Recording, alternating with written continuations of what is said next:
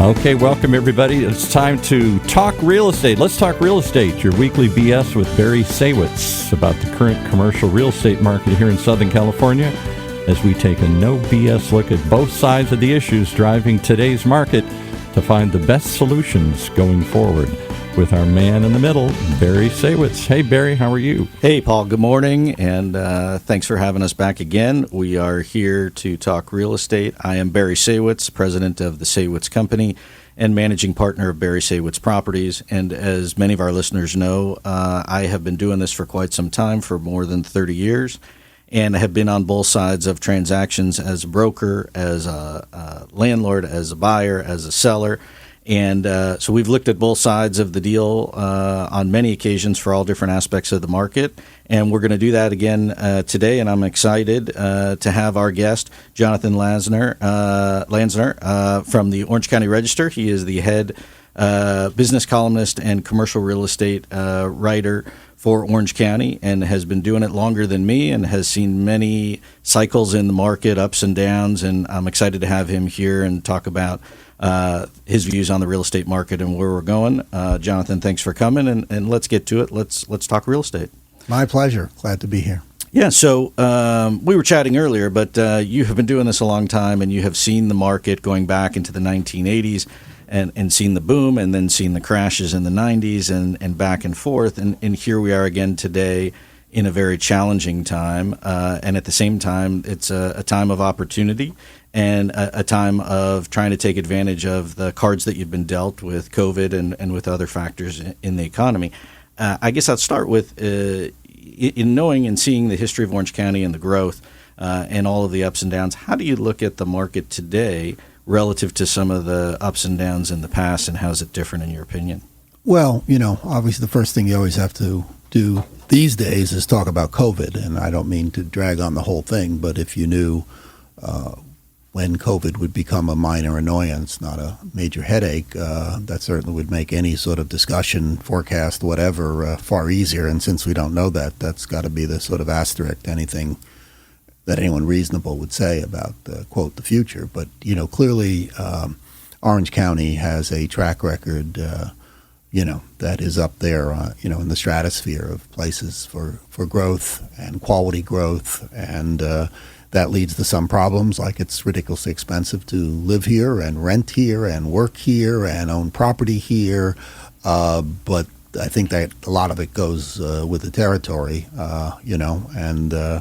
it's sort of funny when you think about perhaps the biggest change in the 35 years I've been here is that, the huge influx and change of the culture and,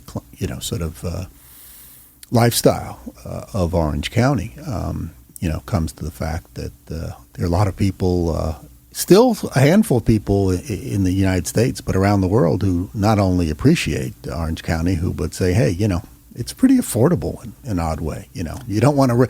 You'd rather rent office space here, which is expensive, than New York or Tokyo or London.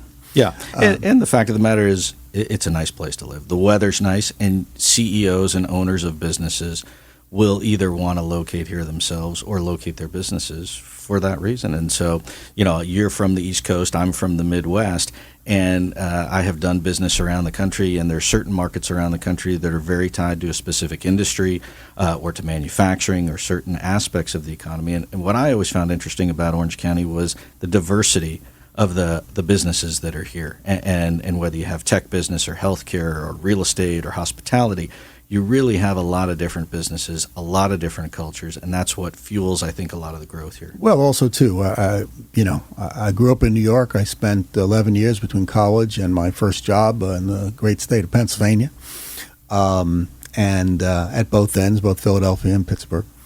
And when I came here, and I did not know much, I was just a young kid and said, hey, I'll move here in 1986, stay a couple of years, 35 years later, same employer, so to speak. And, was the first thing I realized is that people are far more comfortable with change here. And I know that probably doesn't sit well with a lot of people, particularly the old timers, who always want to tell me, well, I moved here in, 78 and it's not what it used to be. Well, first of all, nothing's what it used to be, one. Two, let's look at South County, for example. I moved to South County in 1993 when the knock on South County was there was nothing to do there.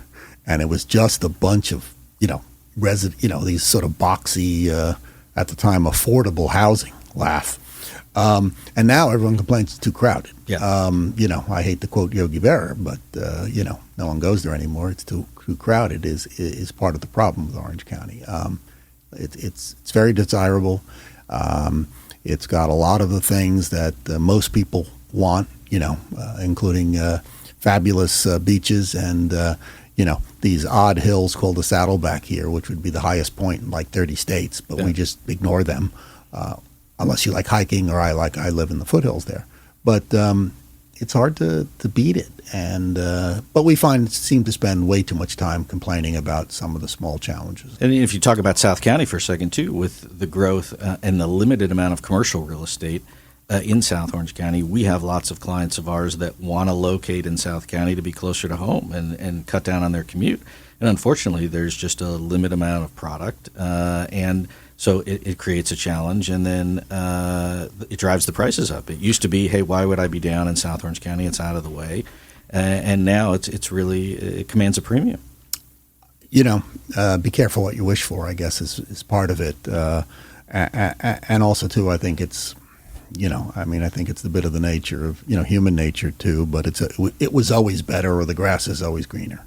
There are a lot of places that in California, for example, that probably aren't what they used to be. But Orange County is certainly different, but Orange County has avoided many of the, let's say, hiccups that other places in the state have had. And, when I now hear people think of all these people who are moving to the Inland Empire, well, in 86, when I got here, in 89, when you got here, right? People were saying, oh, everyone's, fleeing L.A. to come to Orange County. Now they're fleeing Orange County to go to the Inland Empire. Thank God we got the Inland Empire. Yeah. It is our, release valve. It's still a great place, you can move to the Inland Empire, you can move to Texas, Idaho, whatever, but the Inland Empire, it's an hour and a half to the beach, not 20 minutes. And as the real estate prices and values near the coast continue to rise, so does the stuff in the Inland Empire. More or less, you're talking about $900,000 for a median price of a home in Orange County. In San Bernardino, it's about half that. Oh. But that 2-to-1 has been pretty constant throughout the years, and it's like what's actually interesting is the Orange County price is less than triple. It had been triple the national price forever, and people go, well. I'll move to wherever. And look, Orange County or California isn't for everybody. But, there's a reason that not everyone drives a Kia, and some people drive a Toyota Honda, and some people drive, a Bentley. Yeah. They all get you. They look, this argument about... Get you where you're going at the end of the day. But the argument of state versus state, whatever, is, one, we have 50 states because you have choices. Two, no place is perfect and not for everybody, and we should sort of get over it, but we don't because it's too much fun to argue about that this state is better than that state. And, what saddens me in an odd way is when, whether it's businesses or people or whatever leave this state, many of them seem to want to, burn the bridge behind them. Well, people are still moving here, and it's still growing. And I want to ask you about certain segments of the market because I want to pick your brain and see what you think. Yeah. So, with the coronavirus, people ask me, well, what's the market doing or how's the market doing? And I really say you have to break it down, right? It is really different strokes for different folks and different applications for different segments of the market. Let's start with the office market because to me that has been one of the most challenging because people were working out of their house. I read an article this morning where they're talking about it's the highest amount of employee fatigue at this point, where people who are working out of their house either love it and have no desire to go back to the office, or the people that have been working in their house are just sick of it and ready to kill their spouse and just ready to go back and stop working in their underwear and in their shorts and get back to it.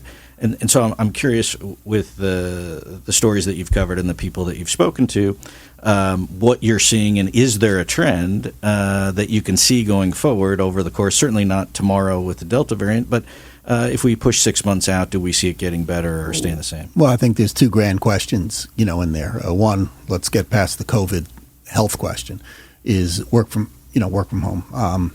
My caveat is since the late 80s, I have worked from home as a full-time employee. back then it was a rarity. Now, obviously, it's commonplace. And I've had too many conversations when I've been at home with CEOs who say, "Oh, I understand you work at home." And I go, "Yes." And they go, "Gee, I wish I could do that." And I go, "You're the CEO. Why can't you?" And they come up with excuses, some of which are funny, some of those I understand. You have to tell me how widely accepted at the end of the day work from home becomes, because I don't believe that it will become as widespread as people think, because two things. One, bosses are control freaks. I don't say that in a bad way, but that's what bosses do. Yeah, I'm right there with you. And I understand. There are different bosses. There've always been different companies. There have been companies that have been very flexible forever, and there are other ones that it's my way or the highway. So one, that's a big question, which you can't even answer, because we have to see into the minds of, first, the CEOs. Yeah, and I tell my employees I like to see your smiling face in the morning, so come on in. And, right. The second question then is how do employees react? Particularly the last 20 or so, pre-COVID, 20 years, employers really gained the upper hand. They had sort of beaten the unions, and certainly had sort of, because we'd had a couple of sharp downturns in employment, had seemingly scared people into believing that they didn't have any workplace flexibility. We have seen, stunningly in 18 months that almost be upended, and people feel real empowered about their jobs and their workplaces, and we seem to think that they are choosier. In fact, the biggest thing we've seen is a lot of people said, "Hey, you quote that old song, take this job and shove it," right? But people come with all these excuses about why people aren't coming back to work. The number one is it's called work for a reason, right? And some people said, "You know what? Life is short. Why do I have to go to it every day, every week, whatever, at terms that aren't acceptable to me?" So, I think that's a challenge. So, one, you have the challenge of where are people going to work, and we're now talking about office. Two, we're going to ask how many people are actually going to go to the office when the boss says go to the office. I think many of them are going to be sadly disappointed that when they say it's Thursday, the whatever. I mean, let's say right now we've seen it in vaccines, right? Bosses said everyone's got to be vaccinated or we're going to fire you. Guess what? They're firing people. So I think people are going to learn to come to the office. Where's Bob? Where's Jane? Where's Jose? And then the question really becomes, as the employer side, if you look at the other side of it, do you need less office space because you have less people coming to the office? And the initial knee-jerk reaction, at least from our clients, when COVID set on early was, okay, I need half the space. How do I give it back? Nobody's here. Now that's been retraded, and now people are rethinking it. Part of it would be, hey, I need to separate people, so they need to sit further apart. Right. To me, that's really gone by the wayside. And now the real issue is I need to look at having good functional space. And then CEOs that we meet with are looking to have amenities and an environment for their employees to entice them to come into the office. So buildings, again, especially on the office, and you've seen companies like the Irvine Company and big landlords create amenities for their tenants and for their tenants' employees to give them the ability to sit outside or to hold a meeting outside or to have a putting green or a bocce ball place or barbecue or something to help entice them to get back to work. It is sort of funny how that one of the marketplaces that we've ignored, whether you're a journalist, whether you're in commercial real estate, a CEO, we just assumed labor was a given. We have had and that hasn't been, that was the oddity. The oddity was the last 20 years that labor had become a given, that people would stay at a job with next to no pay raises because. But we know the previous, let's go back, at least the 20th century, with the great labor movements, whatever. That clearly wasn't the case. And I think the previous 20 years were the anomaly, not today. That empowered workers who will change jobs for better pay and better conditions is nothing new. Yeah, and it continues in this environment. And the thing that I've noticed about COVID is you've seen people look at different career paths that they weren't really open to looking at before, but now it's a new slate, and I can try something different, and I can do it from home, or I can do it part-time. I don't have to be locked into what I've done all the time. And in the long run, that's good. And as we know, these ups and downs, when you're in that sort of panic mode, it's always winceful when you go back and think of things that were forecasters said that this was the end of whatever. It'll be an evolution. You asked me, what about office space? And I'd follow that up with, so certainly before COVID, you were at, in my opinion, peak of office rental rates, and at the time, peak of prices for buildings trading hands. Then you take this retrade or this slight dip in the market due to COVID.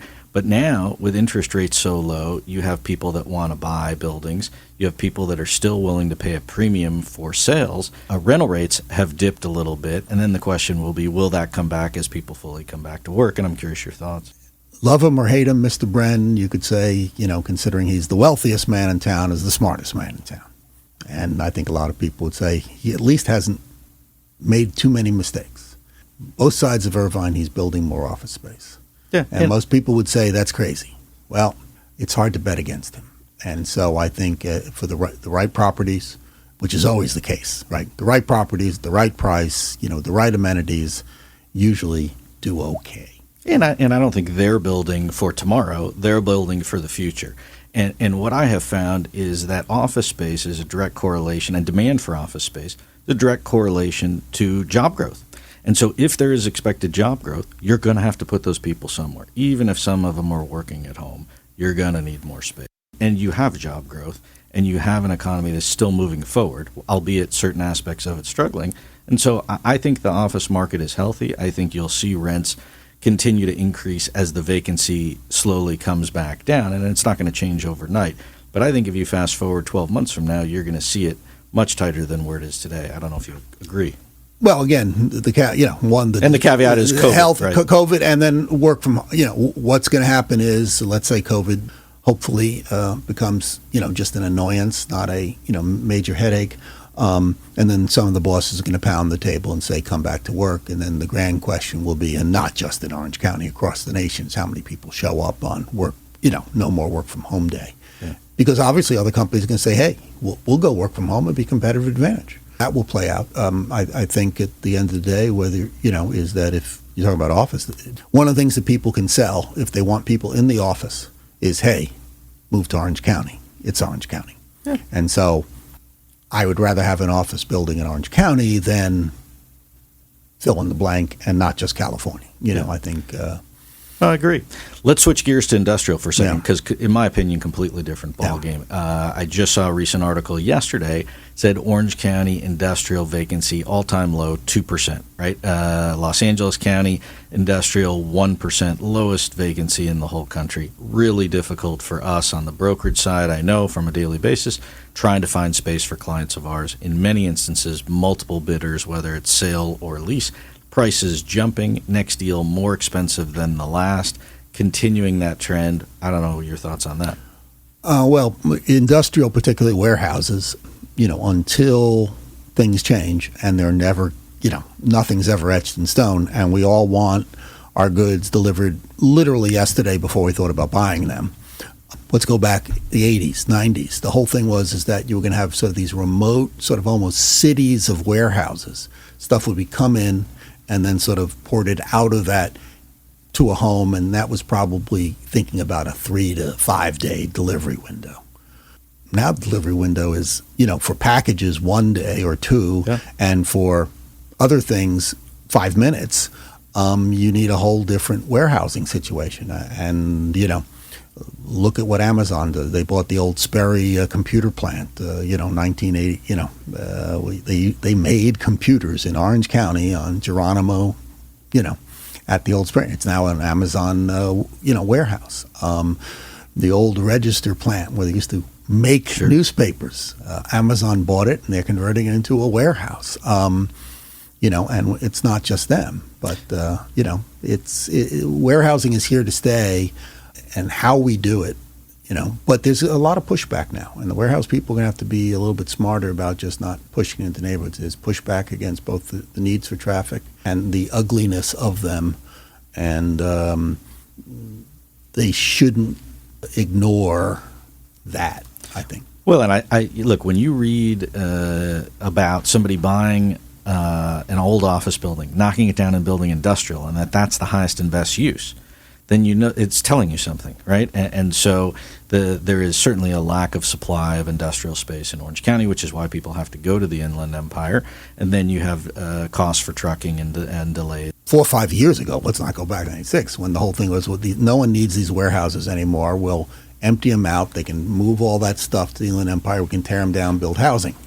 Not today. Yeah, or they were knocking down, or they were converting warehouses in Orange County into what I'll call creative office space, right? And so you had the high ceiling, and then you had the tech companies, and they were charging a premium on the rent. That's a little bit out the window as well. And so, for me, what we tell people on the industrial side is it is going to continue to go up. If you're a CEO and you signed a lease 3 years ago and you did a long-term lease, you're laughing all the way to the bank because you have a competitive advantage over others in the market today, and you'd been able to lock in and you'd be 20, 30, 40% below market. Those companies that have leases coming up that have an expiring lease they signed 5 years ago are really in for a big shock, and it's right to the bottom line for those kinds of companies. Yeah, I mean, that's what makes it a horse race, right? Because, there are times people locked in rates at the top and sat there and said, can't wait for my lease to expire so I can go find myself a cheaper deal too. So. Yeah.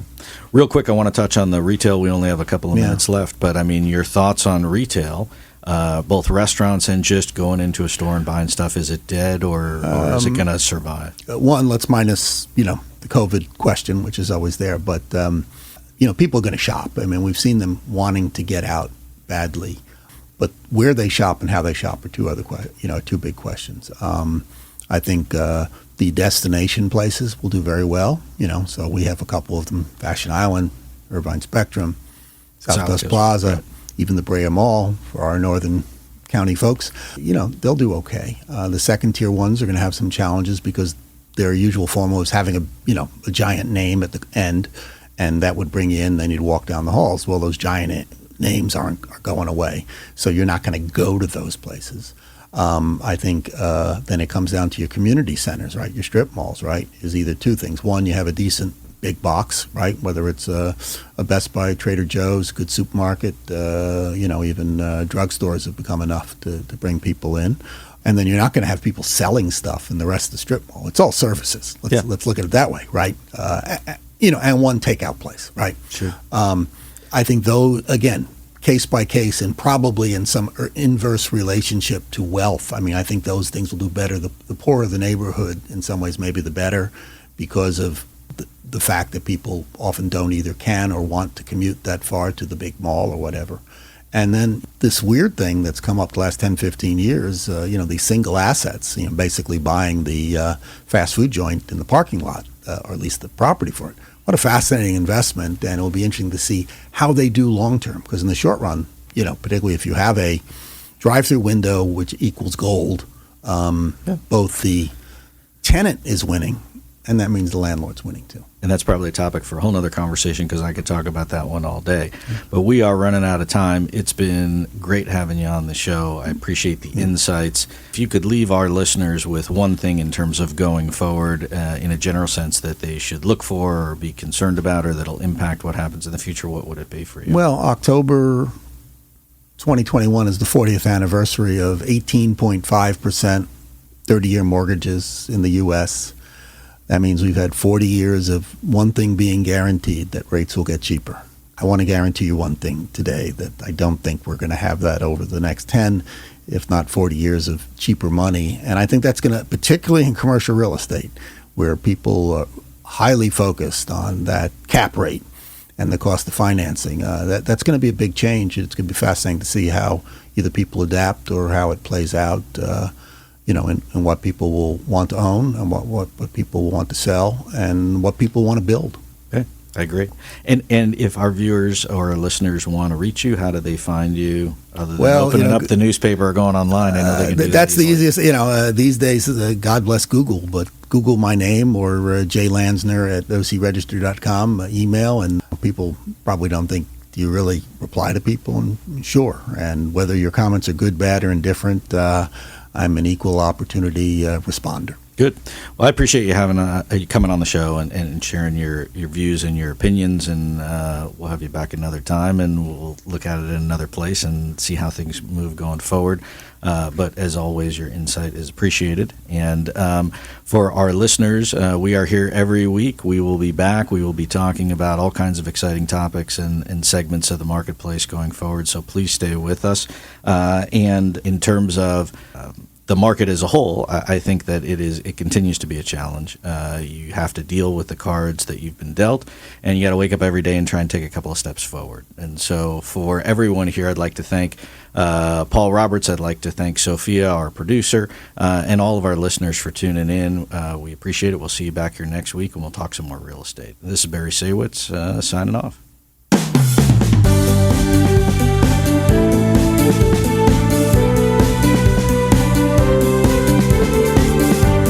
Well, there you have it. You've been listening to Let's Talk Real Estate, your weekly BS with Barry Saywitz about the current state of the real commercial real estate market right here in Southern California.